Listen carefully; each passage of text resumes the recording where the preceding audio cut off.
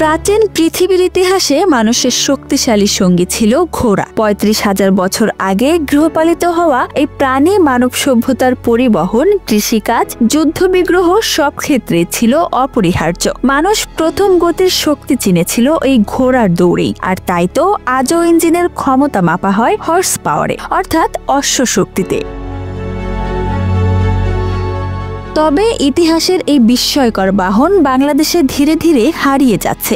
একসময় জমিদার বাড়ির আভিজাত্য, নবাবী শাসনের প্রতীক ছিল ঘোড়ার গাড়ি। ১৮৩০ সালে পুরান ঢাকায় প্রথম ঘোড়ার টমটম চালু হলে পুরো শহরের যোগাযোগ ব্যবস্থায় আসে বিপ্লব। সদরঘাট, গুলিস্তান, বঙ্গবাজার এসব এলাকার রাস্তায় দিনের পর দিন ছুটে চলত শত শত ঘোড়ার গাড়ি।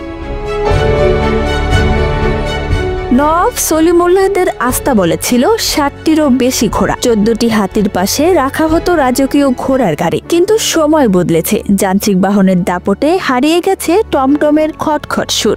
আজ ঘোড়ার গাড়ি যেন দাঁড়িয়ে আছে অস্তিত্বের শেষ প্রান্তে। তারপরও বাংলাদেশের কিছু অঞ্চলে এই ঐতিহ্য নিভে যায়নি পুরোপুরি। ডুমুরিয়া ও পাইকগাছার বিস্তীর্ণ চিংড়ি ঘেরা বিলে যেখানে মোটর গাড়ি চলতে পারে না, সেখানে আজও পণ্য বহনের সবচেয়ে শক্তিশালী বাহন ঘোড়ার গাড়ি। ১.৫ শতাধিক ঘোড়ার গাড়ি এখনো ইটভাটা থেকে নির্মাণ সামগ্রী, বালু, ধান, বাঁশ সবকিছু বহন করে। মালতী গ্রামের মেহের আলী মোড়ল ১৫ বছর ধরে ঘোড়ার গাড়ি চালিয়ে সংসার চালান। প্রতিদিন ঘোড়ার খাবার বাবদ খরচ হয় ২০০ টাকা, আর আয় ৫০০ থেকে ৮০০ টাকা। কেউ করে মাছ পরিবহন, কেউ করে কাঠ।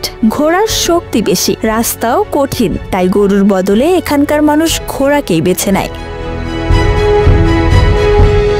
সাজিয়ারা গ্রামের রুহুল জানালেন, একসময় শত শত গাড়ি ছিল, এখন হাতে গোনা মাত্র ৪০ থেকে ৫০টি। তবু এখনো ঘোড়ার গাড়ি চাকা ঘুরে গ্রামীণ জীবনের গল্প বলে দেয়। শুধু গ্রামেই নয়, পুরান ঢাকাও আজও ধরে রেখেছে এই ঐতিহ্য। সদরঘাট, গুলিস্তান রুটে ৩০ থেকে ৩৫টি ঘোড়ার গাড়ি চললেও সেগুলো এখন থাকে অযত্নে। কম খাবার, বেশি কাজ আর প্রতিযোগী হিসেবে বাস, লেগুনা, মোটরসাইকেল। ভাড়া ৩০ টাকা হলেও যাত্রী কমে গেছে অনেক। বেঁচে আছে মূলত বিয়ের শোভাযাত্রা বা বিশেষ দিনগুলোর বুকিংয়ে। একজন বৃদ্ধ কোচওয়ান বলেছিলেন, ঘোড়া আর গাড়িটা বিক্রি করে দিতে বলে সবাই, কিন্তু এটাই তো আমাদের পূর্বপুরুষের ঐতিহ্য, তাই ছাড়তে পারি না। এমন গল্প শুধু ঢাকা নয়, বগুড়া, আদমদীঘি, বিক্রমপুর সহ সারা বাংলায় ছড়িয়ে রয়েছে। যেখানে ঘোড়ার গাড়ি ছিল পরিচয়, ছিল সংস্কৃতি, ছিল গ্রামীণ জীবনের ছন্দ। আজ ঘোড়ার গাড়ি শুধু এক বাহন নয়, এটি বাংলার মাটির গন্ধ, মানুষের পরিশ্রম আর ইতিহাসের গভীর স্মৃতি। যখন ঘোড়ার শব্দ ভেসে আসে, মনে হয় আমরা যেন ফিরে যাই সেই পুরনো দিনে। রূপকথার রাজকুমার ঘোড়ায় চড়ে যাচ্ছে যুদ্ধক্ষেত্রে, কিংবা জমিদার যাচ্ছে পরিদর্শনে, আর সাধারণ মানুষ উঠছে দুলুনিতে ভরা সেই কাঠের গাড়িতে।